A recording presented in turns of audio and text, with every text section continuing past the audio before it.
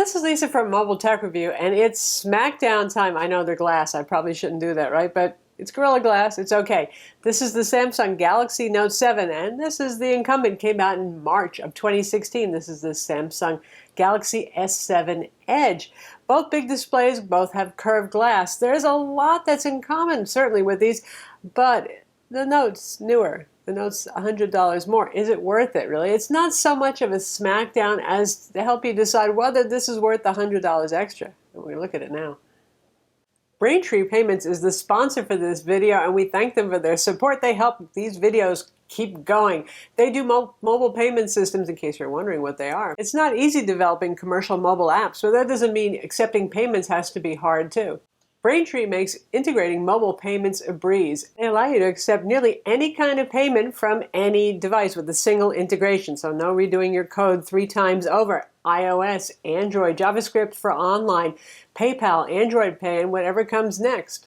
Their code is elegant and clearly documented too. Their simple and flexible SDKs make your job accepting payments a lot easier. Learn more about Braintree Payments at braintreepayments.com/tech review.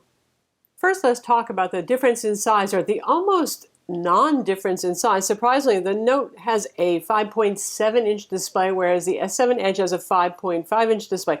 Granted, that's not a huge difference in display sizes, but so far 5.7-inch phones have been seriously humongous relative to 5.5-inch models. And you can see here, they are almost exactly the same size. Now, interestingly, you would think the Note's always been a wide phone. The width difference across here is not so much. Samsung's done a good job of bringing it in. It is still a little bit wider, but it's narrow enough, actually, that it doesn't feel very phablety. It's taller, too. You can see that a little bit there. Usually, that doesn't cause any discomfort for folks, and that's not enough to say one pair of jeans is going to work and the other isn't going to. Now, the Note is actually a little bit thicker. I mean, it's a hair thicker, but that's something that folks don't talk about so much. Not thick enough, again, to really be significantly noticeable there. So they're both actually relatively equally hand-friendly. And the Note achieves that in part because of the symmetry, the new design here. This is kind of the culmination of the Edge design that they've been doing. So here you can see that there's more of a curve on the front side relative to the back side. And you have a little narrow aluminum strip that's more towards the back. So the Note 7 instead goes for symmetry. The curves are pretty much matching front and back, so there's no wedge feeling in your hand. And the good part also is with the glass here not being curved so far around the side that those accidental screen presses that happen to me, and if they happen to you with the S7 Edge, I had a love-hate relationship with that phone, because when you're holding it, if your hands are big enough like mine, your fingers are wrapping around, you can accidentally touch parts here, and then it gets confused when you're actually touching here too. It doesn't know which touch to pay attention to always. So that's an improvement, and the strip is centered and it's wider, so it's easier to pick up, it's easier to hold. So surprisingly, even though they look awful similar at first glance, ergonomically speaking, the Note 7 is noticeably better. So the Note 7 costs around $100 more. Now here's the thing, the Galaxy S7 Edge has been out since March of 2016, so sometimes you'll see deals already from carriers and discounts and all that sort of thing, so you might even be able to get the S7 Edge for a little bit less, though it seems like the regular S7, not the Edge model, is getting most of the discounts. That said, with the Note 7, there are early buyer deals at launch, so you can do things like get the Gear Fit 2, and then there's a 256 gig micro SD card. Those are promotions from Samsung, and then carriers are doing some promotions for the Note 7 as well, like T-Mobile's giving a year Netflix subscription for free included. So keep an eye on these things, and come Black Friday holiday shopping season, I'm sure we'll see deals on all of them when the Note's not quite as new as it is now.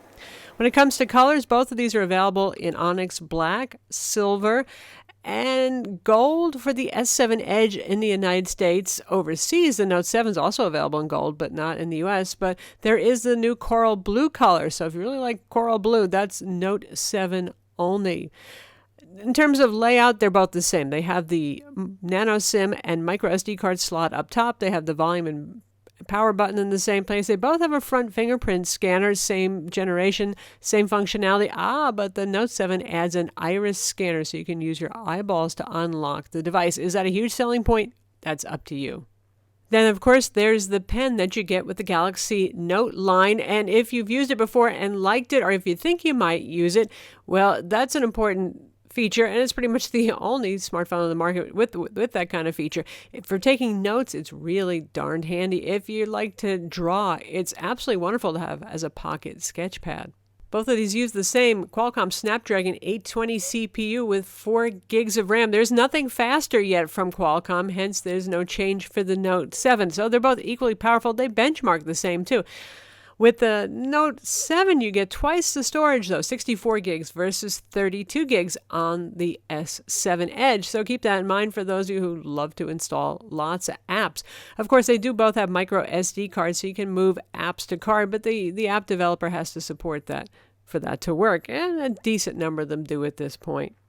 They have the same wireless radio, so you get your NFC, your dual band Wi-Fi, 802.11 AC, 4G LTE, all that usual stuff, and both run Android 6.0 Marshmallow with TouchWiz. But there's a noticeable difference. This is a big update for TouchWiz on the Samsung Galaxy Note 7. We don't know if there's ever going to be a retro-fitted update for the S7 Edge to give it that new, lighter, cleaner look that's more in line with Google's material design. But I can say it makes a difference. For those of you who really like Samsung's phones but couldn't take the overbearing UI remake that, introduced those kind of Disney colors and stuff like that, this might finally be the phone for you, the Samsung Galaxy Note 7. And I'm sure when there is a Galaxy S8 coming up, we'll see the same kind of improvements there too. But it really has changed my impression of TouchWiz. It's a nicer implementation. It's enough to make me lean towards wanting to get the Note 7 and put my S7 Edge in the drawer. Then there's USB-C on the Galaxy Note 7. The first time Samsung has put USB-C on a phone. We saw the regular old micro USB 2.0 on the S7 Edge.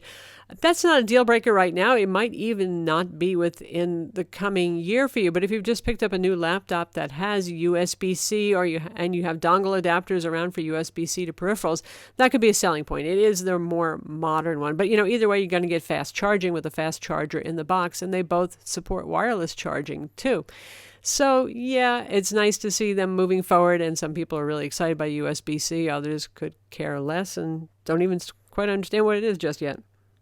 There's just 100 milliamps battery capacity difference between the two, with the S7 Edge having the advantage there, 3,600 milliamps versus 3,500 milliamps. That's, relatively speaking, a small difference. And in daily use with these, I honestly can't tell the difference when it comes to battery life. They both are running a similar amount for the same kind of uses. One surprising feature is that the Samsung Galaxy Note 7 adds support for HDR video. These are both wide gamut, super high contrast QHD displays, but that's a special sauce there for the Note 7. So for those of you who are into that sort of thing, Amazon has some content now that's compatible with the Note 7, and Netflix will be having some too, so you can actually get that extra HDR, which means more color, vibrancy, more contrast, a little bit more pop, that sort of thing. It's kind of neat to see. Of course, there's not an overwhelming amount of content yet for that. So for me personally, I'm already shelling out a lot of money for a phone. Once you're looking at $850 versus $750, it's all a lot of money. I figure why not go for the gusto, go for the best. And the Note 7 for me is it. I do like the S Pen. I don't take handwritten notes that much, but I do love to draw on it.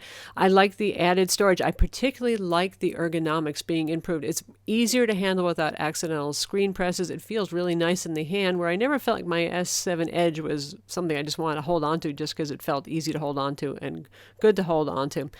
The HDR mode is nice. Like I said, there's not a whole lot of content out there. Overall, and not to mention the remake of TouchWiz that really turned me around, and I'm not a TouchWiz hater anymore. The Note 7 is the better phone. Now, if you already own an S7 Edge, and obviously it's not time for your yearly upgrade if you're on one of those plans where you're essentially leasing a new phone a year, I don't know if it's worth the money unless you got the money to burn. But if you're coming from an older phone, I would say the Note 7 is the more sophisticated, the culmination, sort of everything Samsung's been working on. So there you have it. Samsung Galaxy Note 7 versus Samsung Galaxy S7 Edge.